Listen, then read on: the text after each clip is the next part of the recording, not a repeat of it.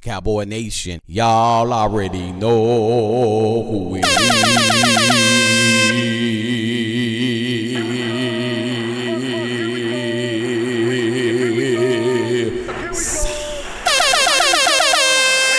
How about them Cowboys, baby? You Philadelphia fans, I know y'all ear hustling and watching my show. So how about them Cowboys?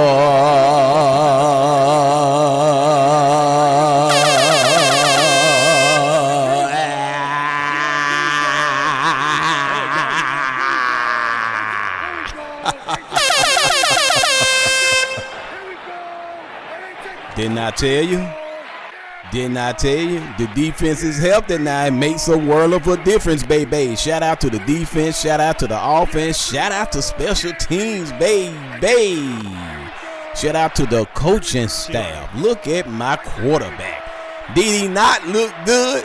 Did he not look good against the world champs, the Philadelphia Eagles, baby? Welcome to the Gridiron Sports Podcast. I am your wonderful host, Majestic Sounds, and happy Thanksgiving to each and every one of you. We have so much to be thankful for, and one thing we are thankful for, the Dallas Cowboys winning in Week 12 at home in Jerry's World against the Philadelphia Eagles. They was flying high, but baby, I'm telling you, they real low, almost at sea level. He ain't lying. How about them Dallas Cowboys, baby? And I told you guys, let's just see what the defense able to do now. Now that we are healthy, shout out to Osa Odigizua with the timely sack. And shout out to the defense altogether, the secondary, the linebackers. Everybody played wonderfully. You can't even complain. Now, first half, spotted them 21 points, but second half, we helped them scoreless. Can you help me say scoreless, baby? We helped them folks scoreless. They missed the field goal, so did we, but it was okay. It was okay because we scored touchdowns and then we kicked the field goal when it mattered the most. Now, CD Lamb, baby, I need you to start catching the ball now. I need you. He ain't lying. CD Lamb, you must be. And you must be out of your mind. Hey, man, I need you to catch the ball, CD Lamb. But other than that, everything looks good. We had a few penalties. Philadelphia played sloppy ball. I'll show you. I'll pull up, all the stats and all the team stats, and we'll see all the penalties on Philly. And Tyler Guyton had a few penalties. Tyler Booker had a few penalties, but outside of that, we pretty much did good. We played clean ball for the most part, and my quarterback had a phenomenal game. His MVP-like season continues. Now, he had two so-so games. They weren't really bad, but they were so-so.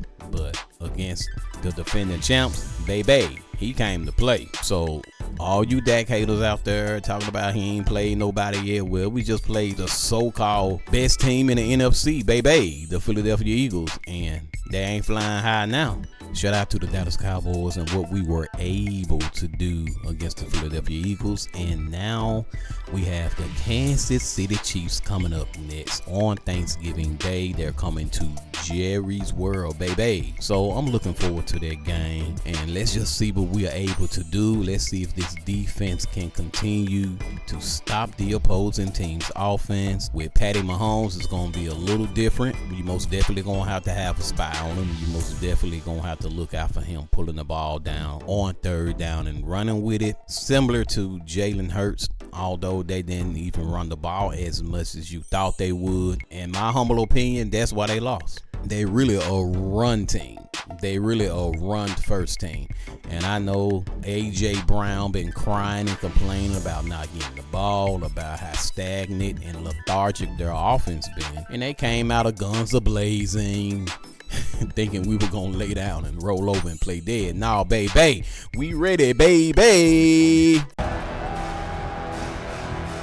This is where we hold them. Yes. This is where we fight. Yes. This is where they die. Y'all die, but we live, baby. We ain't stopping for nobody, baby. For the whole time. We gonna keep our playoff hopes alive. Even this coming Thursday. I know who Patty Mahomes is. I know who Kansas City is. But we gonna keep our playoff hopes alive, baby.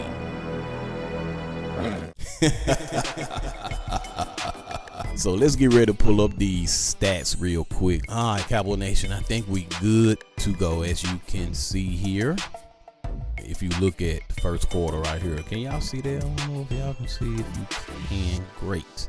First quarter, they scored 14 points. Second quarter, they scored 7. We scored 7.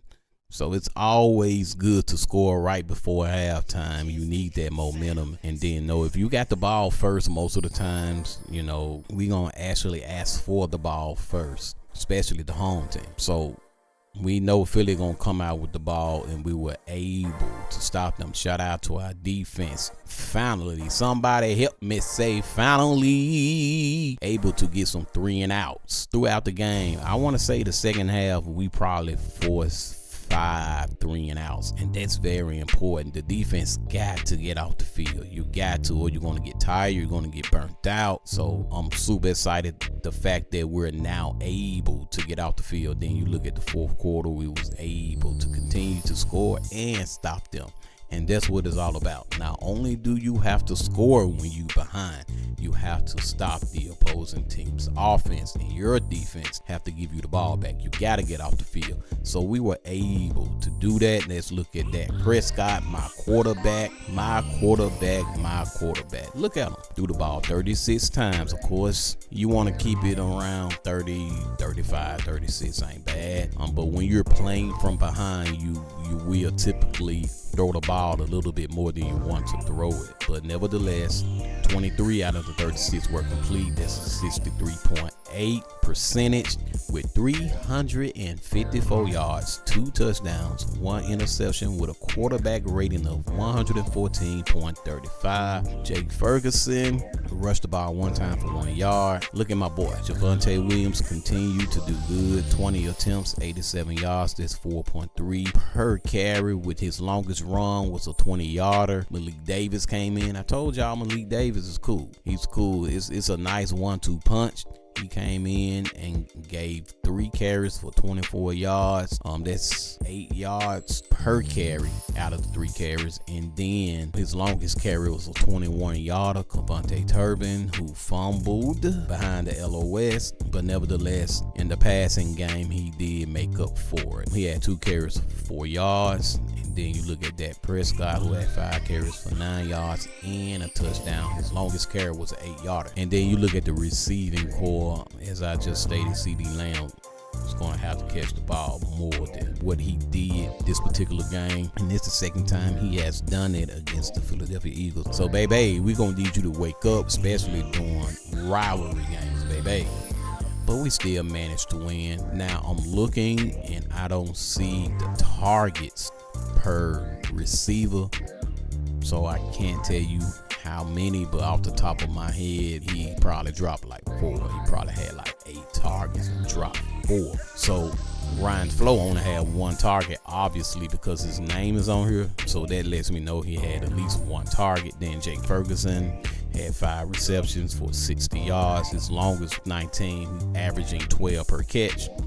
Hunter Lukey, 1 catch, 7 yards. Then you have my boy, George Pickens, who's becoming one of the better wide receivers in the National Football League. I told you guys when we get this guy, when we got him, he was going to show up and show out, simply because now he has a legitimate quarterback. Nothing against Russell Wilson, nothing against Justin Fields. We're talking about those guys, and a Mason Rudolph, Kenny Pickens. So that's who he had throwing to him. And it's a big difference between Dak Prescott. Every quarterback I name is not better than Dak Prescott. I don't care what you say. We talking about an aging Russell Wilson. We ain't talking about a Russell Wilson in his prime. We talking about an aging Russell Wilson, who's not better than Dak Prescott presently. So George Pickens is showing out. 9 catches. I believe he had 9 targets, and then he called all of them. We need CD Lamb on that level. So 9 catches off of 9 targets. if I'm not mistaken. Then 146 yards. He was averaging 16.2 per catch. His longest was 43 yards and a touchdown, baby. Luke Schoonmaker did not catch the ball, I'm assuming, because his name was on here. He was targeted. Brevin Spanford, 1 catch, 4 yards, and 1 touchdown. CD Lamb, 4 catches, 75 yards, 18.7 per catch with a 48-yarder. That was one of the difficult catches of the game. It's amazing how we can catch the difficult ones and can't catch the simple ones. And then Javonte Williams got in the mix with 2 catches, 14 yards, 7 per catch. His longest reception was an 11-yarder. And then, of course, Cavonte Turbin with 1 catch. But it was a 48-yarder, baby. Also, Diggy Zua got a sack. That's all we got is 1 sack. Let's look at the team stats real quick before I get off. And so here are the team stats. Now, time of possession is pretty much the same. For the Eagles, it was 30.97. For us, 29.3. So that's essentially the same. And then we had 25 first downs. I'm so glad we are able to get first downs. When you can't get first downs, baby, that means you're punting the ball and you're putting your defense back in the field. So shout out to us for the offense, able to keep the chains moving. Total yardage, 473 to they 339. So we beat them there. And then, of course, in passing yards, we always going to beat the Eagles. And even though they passed the ball a lot, we still outpassed them with 348 to their 276. And surprisingly, we beat them in the rushing yards, 125 to only 63. And Saquon Barkley, if I'm not mistaken, he only... Can I go back to this real quick, Cowboy Nation? Saquon Barkley only had 10 attempts for 22 yards. That's 2.2 yards per attempt. His longest run was 7. So we kept him under control most of the game. Jalen Hurts only had 7 attempts. So that's roughly 18 attempts in the run game. And let's see how many attempts we had. We had quite a few. We had almost 30 attempts, which is a pretty good balance. So 36 passing attempts, and you're looking at, about 30 run attempts or 31 run attempts. So that's very balanced on our part. So I just wanted to go back and show you guys that I'm not a Philadelphia Eagle fan, obviously, but you're not finna beat us trying to outscore us. Y'all are not built for that. Y'all are really built for the run with Saquon Barkley and with the type of quarterback you get. He's not a pure passing quarterback. Now, he can throw the ball, but he ain't better than my quarterback. But he can throw the ball. But if you sum up Jalen Hurts' football skills and style of play, it's a run-first quarterback. He is a run-first quarterback. And so they did not play to their strengths. And that's their problem. That's their fault. That has nothing to do with us. We gonna play to our strengths. So we are well balanced with the run and with the pass. Now, I'm shocked these folks have 14 penalties. And if you have this many penalties in a game, I'm gonna tell you the truth. You don't deserve to win. That's just too many daggone penalties. You don't want to win. You don't. You're playing sloppy ball. Return yards, they won in return yards. And that's the crazy thing. Like, they had good field position majority of the game. Our defense just stepped up. I am really, really proud of our defense. I'm proud of Eberflus and what he's able to do when we are healthy. When we are healthy. Healthy means something. When you're not healthy, what can you do? You're not healthy. But when you're healthy, it means a whole lot, Cowboy Nation. Total plays, we won in the total plays department with 68 to their 58. And then yards per play, 7 yards per play. That's really, really good. And they had 5.8 yards per play. And both had 2 turnovers. But we were able to outscore them. And our defense were able to hold them. And that's what you want. That's what you want out of your defense. You got to be able to cover. And you got to be able to attack the passer. If you can't rush the passer, if you ain't got no defense and no attack for the passer, And if you can't play zone and man to man, then why you out there? Why you out there? You gonna embarrass the franchise because you're not doing your job. But it matters, Cowboy Nation, when you are healthy and you make trades right before the trade deadline. If you clean up where you messed up. And that's what Jerry Jones did. Right around the time when the defense got healthy. So everything has came together full circle for the Dallas Cowboys. And now we have an opportunity to go on a run, baby. And I can't wait to see what we do on Thanksgiving Day, Cowboy Nation. That's my time. And I truly thank you for your time. Remember, give us the thumbs up. Share this content. Share it with a friend.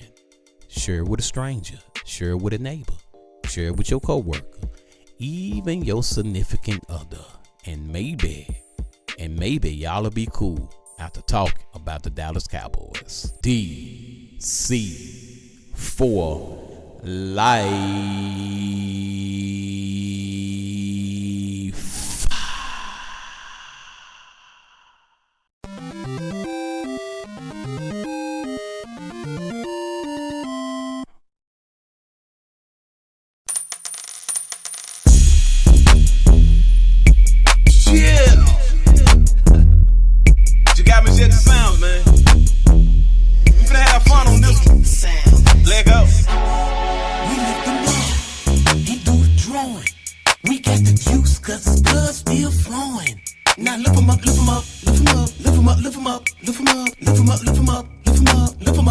Yeah. We lift them up.